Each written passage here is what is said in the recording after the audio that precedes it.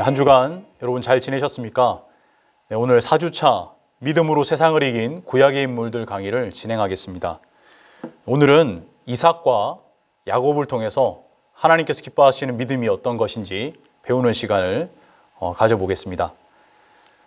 먼저 우리 6강 이삭인데요. 네, 공부하기 전에 제가 잠깐 기도하고 시작하겠습니다.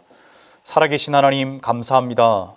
하나님께서 사랑하시는 귀한 성도님들과 함께 또 믿음으로 이 땅을 정말 살아간 우리 믿음의 선조들의 모습을 살펴보는 귀한 시간을 갖게 해주시니 감사합니다. 성령 하나님 이 자리에 함께 하셔서 우리가 우리 믿음의 이 선진들의 믿음의 그 부분들 한 부분 한 부분을 살펴보며 우리 마음속에 그 믿음의 씨앗이 심기게 하시고 아버지 우리도 이 땅을 믿음으로 승리하는 하나님 백성의 삶을 살아가도록 축복하여 주시옵소서.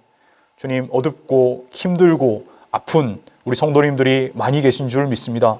아버지 하나님, 정말 그들의 삶 가운데, 우리 사랑하는 성도님들의 삶 가운데 예수 그리스도의 생명의 빛, 말씀의 빛이 환하게 비춰져서 아버지 하나님, 정말 강건케 되어지고 회복되어지고 소생케 되는 놀라운 역사가 일어나게 하여 주시옵소서.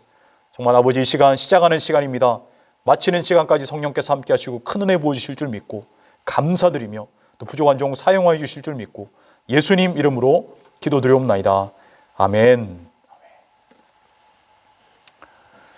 네, 여러분 오늘 6강 이삭에 대한 말씀으로 좀 공부하겠습니다. 암송 구절인데요. 우리 히브리서 11장 20절 말씀입니다. 히브리서 11장 20절 말씀입니다. 같이 한번 읽어볼까요? 한 목소리 읽겠습니다. 자, 시작. 믿음으로 이삭은 장차 있을 일에 대하여 야곱과 에서에게 축복하였으며. 아멘.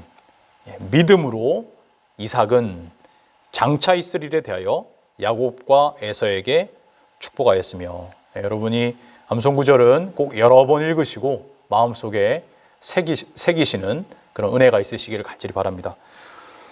자, 우리 이삭 하면은 자, 한번 같이 한번 읽어볼까요? 시작. 하나님은 포기하지 않으십니다.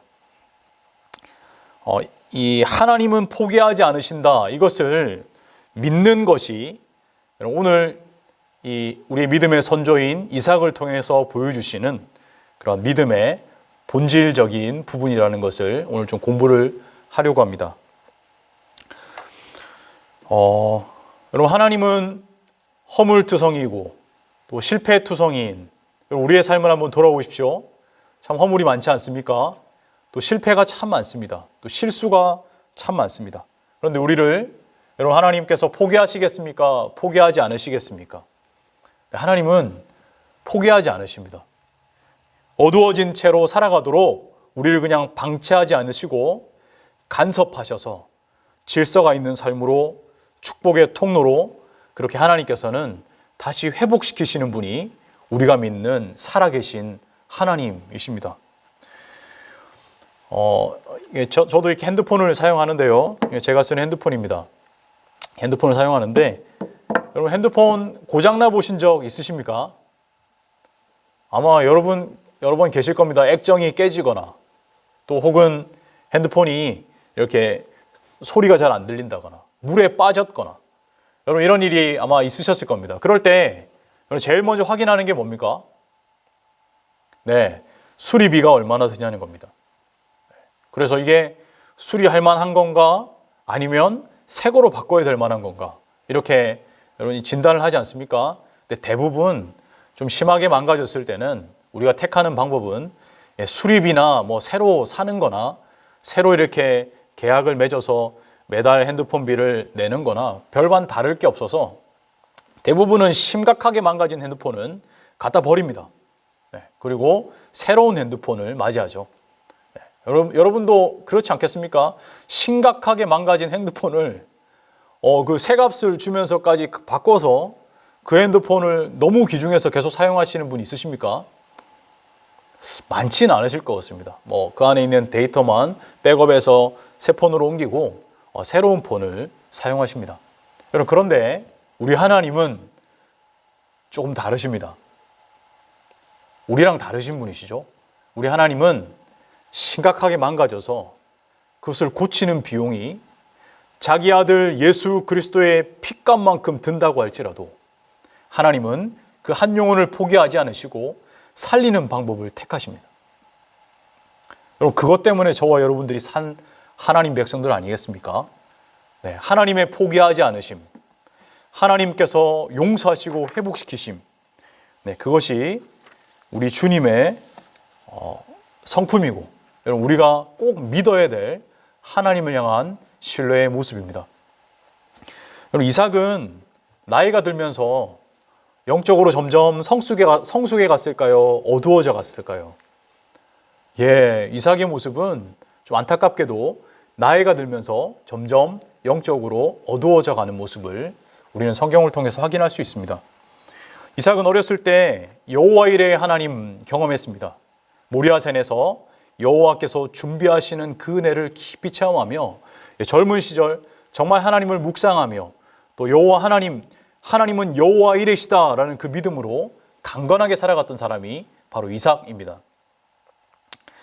이삭은 그렇게 하나님의 말씀, 여호와 이레이신 하나님 확신하며 또 자신이 아브라함과 맺은 그런 언약의 상속자인 것을 믿음으로 확신 속에 살아갔던 사람이 이삭입니다. 그럼 오늘 본문의 상황은요, 같이 한번 읽어볼까요? 창세기 27장 1절입니다. 이삭이 나이가 많아 눈이 어두워 잘 보지 못하더니 맏아들 에서를 불러 이르되 내 아들아 하매 그가 이르되 내가 여기 있나이다 하니. 이 나이가 많아 눈이 어두워 잘 보지 못하는 상황, 이것은 단지 연로해졌다 이 말이 아닙니다. 지금 이때 이 이삭의 나이를 학자들은 한 140세 전후 정도로 봅니다. 그럼 참 연로해졌지 않습니까? 그래서 눈이 어두워졌다라고 해석을 하기도 합니다. 그러나 단지 이 육신적으로 연로해졌고 노쇠해졌다는 의미만 갖고 있는 것이 아니라 한 가지 더 알아야 되는데요, 영적으로 어두워졌다는 것을 말씀합니다. 영적으로 어두워졌다. 나이가 많아 눈이 어두워 잘 보지 못하는 상황. 하나님은 이삭에게 분명한 말씀으로 말씀하셨습니다. 두 민족이 태중에 있고 큰 자가 어린 자를 섬길 것이다. 하나님께서는 알려주십니다. 분명하게 이미 알려주셨습니다. 창세기 25장 21절부터 23절입니다. 제가 읽어보겠습니다. 이삭이 그의 아내가 임신하지 못함으로 그를 위하여 여호와께 간구하매 여호와께서 그의 간구를 들으셨으므로 그의 아내 리브가가 임신하였더니 그 아들들이 그의 태 속에서 서로 싸우는지라. 그가 이르되 이럴 경우에는 내가 어찌할꼬 하고 가서 여호와께 묻자온대 여호와께서 그에게 이르시되 두 국민이 내 태중에 있구나. 두 민족이 내 복중에서부터 나누이리라. 이 족속이 저 족속보다 강하겠고 큰 자가 어린 자를 섬기리라 하셨더라. 아멘. 리브가 그리고 이삭은 하나님께서 이 말씀하신 것을 분명히 들었습니다. 아브라함에게 받은 언약 자손의 복은 에서가 아니라 야곱이다. 하나님께서 말씀하신 약속의 말씀이었습니다. 그러나 에서는 나이가 들어서 영적으로 점점 어두워지기 시작했고요. 또 하나님 말씀과는 달리 에서를 축복하려고 합니다. 그리고 또 하나 이 영적으로 어두워졌다는 그런 모습이 이 에서는 편애하기 시작합니다. 창세기 25장 27절부터 28절 말씀입니다. 같이 한번 읽어볼까요? 자, 시작. 그 아이들이 장성함에 에서는 익숙한 사냥꾼이었으므로 들사람이 되고 야곱은 조용한 사람이었으므로 장막에 거주하니 이삭은 에서가 사냥한 고기를 좋아하므로 그를 사랑하고 리브가는 야곱을 사랑하였더라. 네, 이삭은 에서가 사냥한 고기를 좋아하므로 그를 사랑하고. 참 이 영적으로 어두워진 이삭의 모습을 통해서 편애하는 모습, 이런 모습도 드러나고요. 참 가정에 좀 어려움들이 많이 생기기 시작합니다. 여러분, 이 편애한다는 것은 영적인 어둠을 나타내는 중요한 표시입니다. 사람을 지나치게 좋아하거나 지나치게 미워하거나 지나치게 한 사람을 싫어하는 이런 것들은 이 사람이 참 영적인 어두움 속에 살아가고 있구나라고 하는 것을 나타내는 그런 하나의 현상들이죠. 그러나 결국 축복은 누구에게 합니까? 이삭은 에서에게 하고 싶었는데요. 결국 축복은 속임수로 에서인 척하고 나타난 야곱에게 하게 됩니다. 하나님의 주권적인 역사죠, 그죠? 그 에서인 척하고 염소 새끼의 가죽으로 손과 목에다가 털을 붙이고 온 야곱, 그에게 축복을 하게 됩니다. 창세기 27장인데요. 같이 한번 읽어보겠습니다. 시작. 이게 그 이삭의 축복의 내용입니다. 그가 가까이 가서 그에게 입맞추니 아버지가 그의 옷에 향치를 맡고 그에게 축복하여 이르되 내 아들의 향치는 여호와께서 복 주신 밭의 향치로다.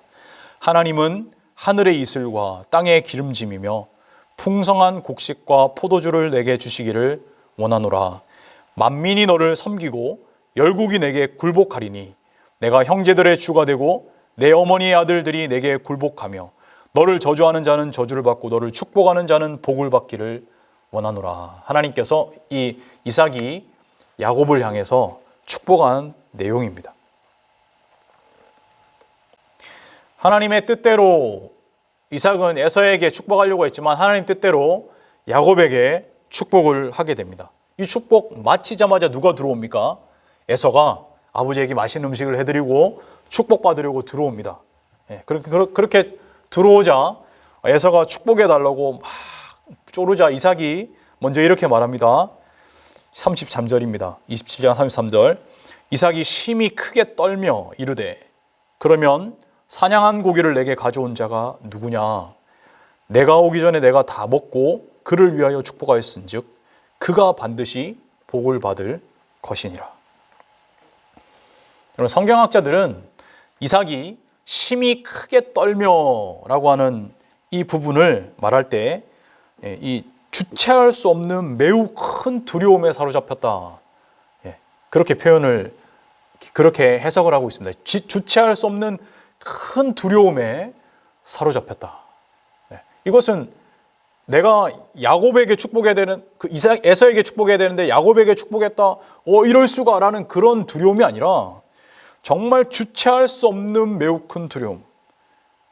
즉 하나님께서 직접 지금까지 하나님의 거룩한 뜻을 저버리고 살아갔던 이삭, 이를 향해서 하나님의 강력한 메시지를 던지는 것을 온몸으로 그 메시지를 받은 하나님 살아계시고 하나님 주권적으로 역사하시고 내 생각과 내 뜻대로 하는 그것을 변화시켜서 하나님의 뜻을 이루시는 그 전능하신 하나님을 경험하며 두려워 떨게 되는 그 메시지가 들려져서 이제 겪게 되는 그런 두려움을 갖게 됐다라고 말씀합니다.